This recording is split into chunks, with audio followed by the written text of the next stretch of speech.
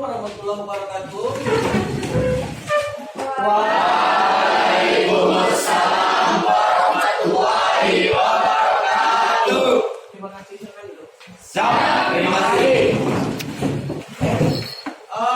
Sebelum kita mulai pembelajaran Al-Quran hadis kita, coba dulu ibu tanya, siapa kamu yang nggak hadir? Bagas sama Rijal. Bagas Sama Rijal. sama Rijal. Bagas kemana? Sakit. Sakit lagi. Rijal Tanpa keterangan. tanpa keterangan. Wildan Bertiga. Dwi ya.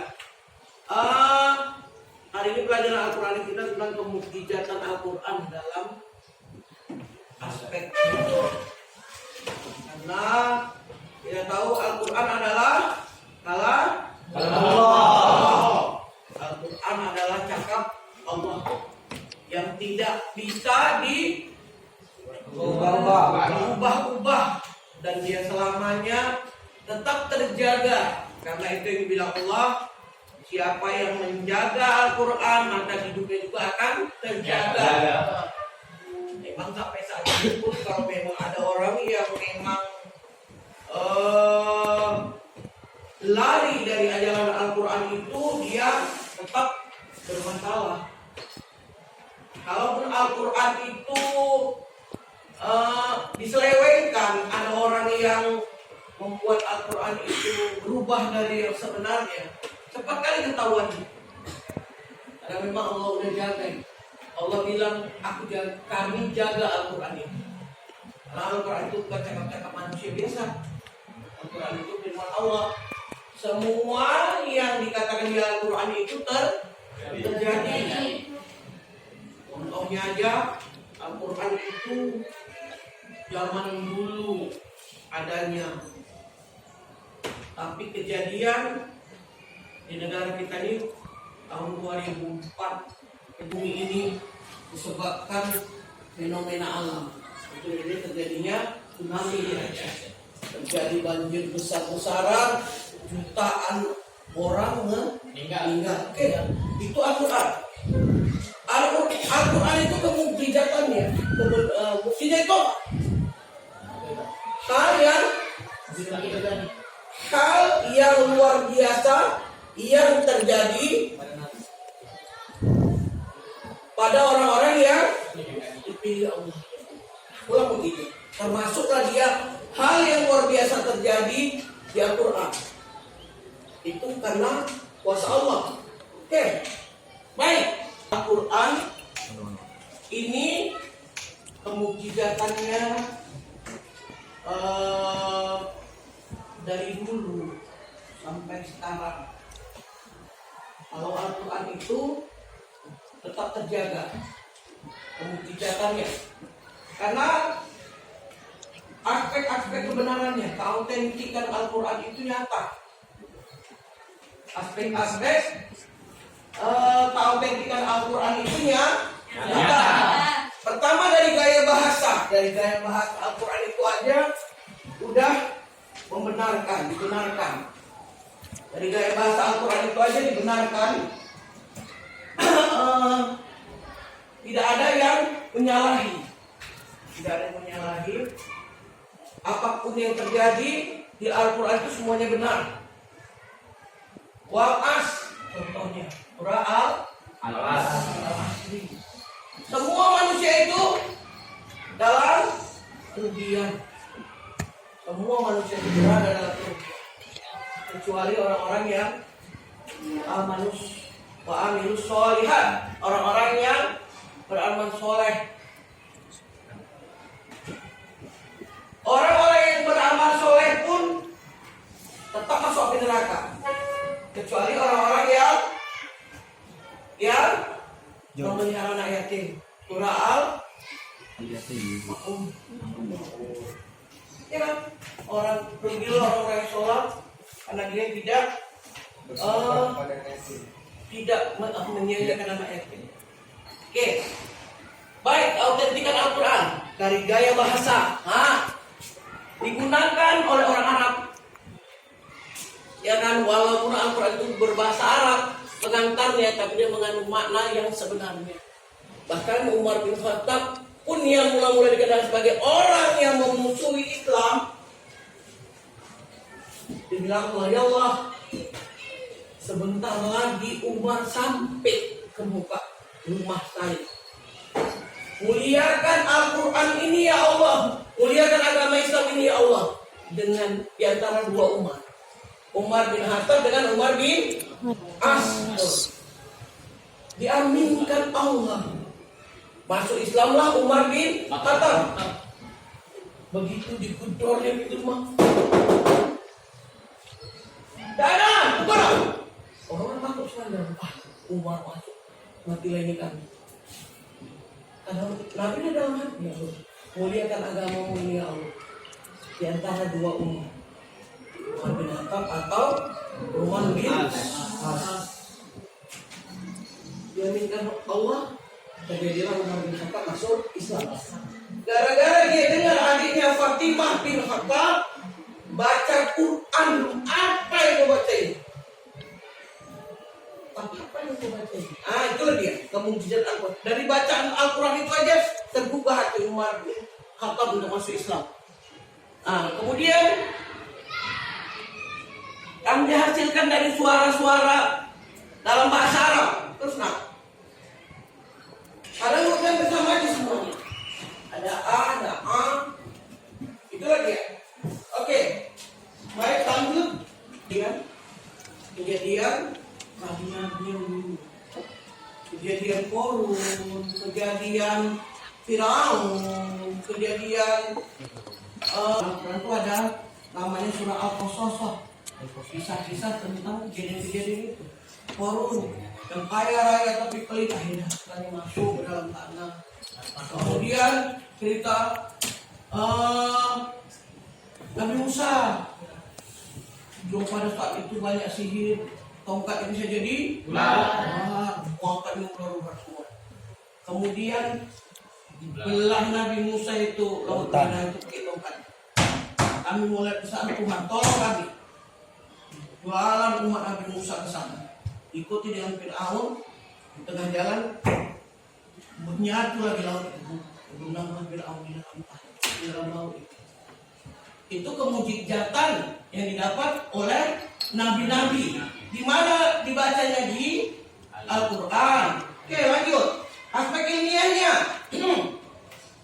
Di Al-Quran juga kejadian gerhana. Gerhana bulan, gerhana matahari, semuanya ada di Al-Quran. Di Al-Quran juga ada aspek-aspek di mana tanah bumi Allah ini ada unsur emasnya, ada unsur batunya, ada unsur baukitnya. Itu juga di Al-Quran. Kalau memang para arkeologi itu dia tidak tidak juga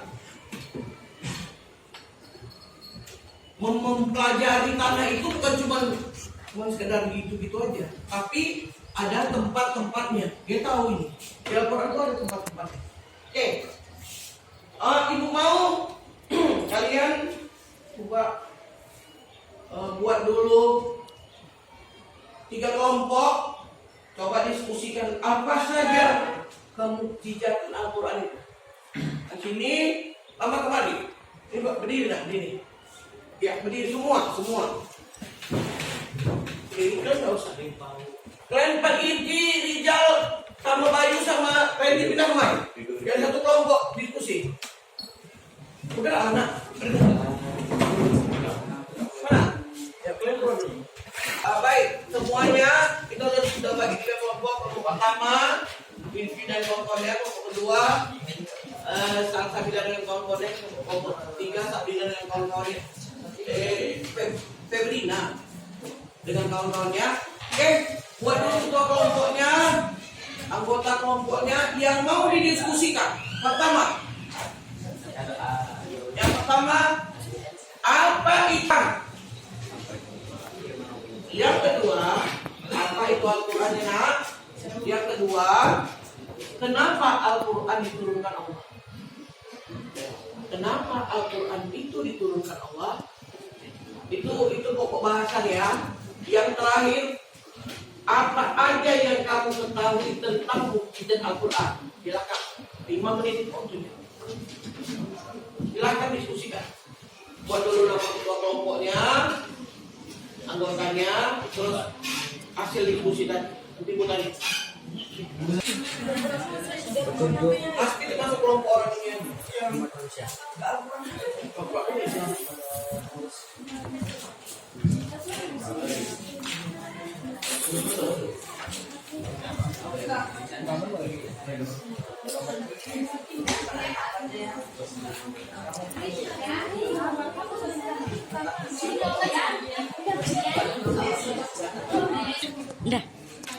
Udah taruh ini pukul. Ada diskusinya. Oke, pukul.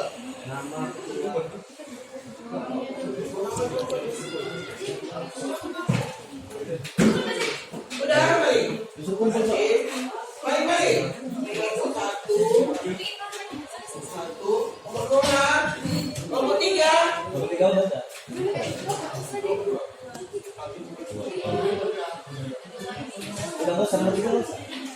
Ini ketiga. Oke. Dari ketiga kelompok ini hampir sama jawabannya. Karena memang pertanyaannya sama ya. Pada hari ini bisa menambah pembelajaran buat kalian. Karena sampai akhir zaman nanti pun Al-Quran tetap terpelihara. Ada orang Soviet dipijak-pijaknya Al-Quran, dikuncing-kuncingnya Al-Quran. Ini sebelah muka yang ini ya muslim, keluar belatung-belatung dari mata, tapi nggak mati-mati dia. Itulah dia karena dia tidak ikut memelihara Al-Quran itu. Ada dosen di Oxford dipijak-pijaknya Al-Quran buka mahasiswa. Nggak tahu deh kalau mahasiswa itu ada yang Islam. Jadi begitu dia keluar, diambil mahasiswanya, seperti kita kamar lagi, diambil mahasiswanya, diktat ke atas nama bapak itu, profesor itu, diambil untuk dibuang ke bawah, pijak-pijak. Kalau dipukul dosen itu dia tahannya dia pakai tangan. Kok berani kali kau tulisan saya, kok pijak-pijak? Nggak tahu itu dengan susah payah mengerjakannya. Bapak aja bisa Al-Quran firman Allah yang cakap bapak pijak-pijak. Masa cuma tulisan bapak? Kan bukan pikiran bapak dalam situ kan. Di diktat itu kan bukan ada otak bapak kan. Cuma tulisan. Nggak apa boleh pijak-pijak. Ini yang bapak bilang tadi. Itu kan cuma tulisan aja Al-Quran itu. Bukan ada Allah kalau dalam situ kan. Itu yang dinodosen. Jadi begitu dikenakan ke dia nggak terima. 3-4 hari kemudian masuk Islam profesor itu. Ada betul juga yang bilang mahasiswanya masuk di akal.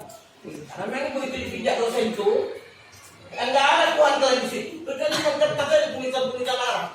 Jadi begitu diktat dia pijak, nggak ada otak bapak di situ. Itu kan cuma tulisan-tulisan bapak. Begitu dibalikan gitu dia tidak terima. Oke. Yang ibu mau harapannya. Terus kalaupun kita tidak Qori A, tapi ibu harap semua bisa baca Quran. Kita hadiah walaupun kita tak pernah. Oke, sebelum berakhir, coba kita bacakan surah Al-Asr dulu. Bismillahirrahmanirrahim.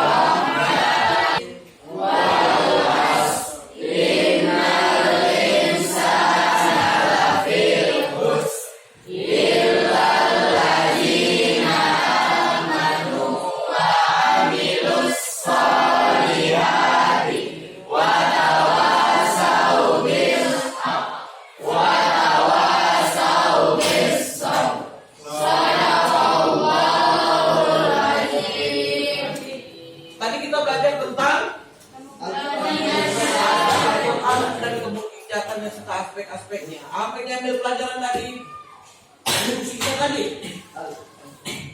Al-Quran tetap terjaga sampai akhirnya nanti. Al-Quran juga sumber ilmu pengetahuan untuk kita yang muslim. Ya, ilaliko masalam. Bila taufiq wal hidayah. Assalamualaikum warahmatullahi wabarakatuh.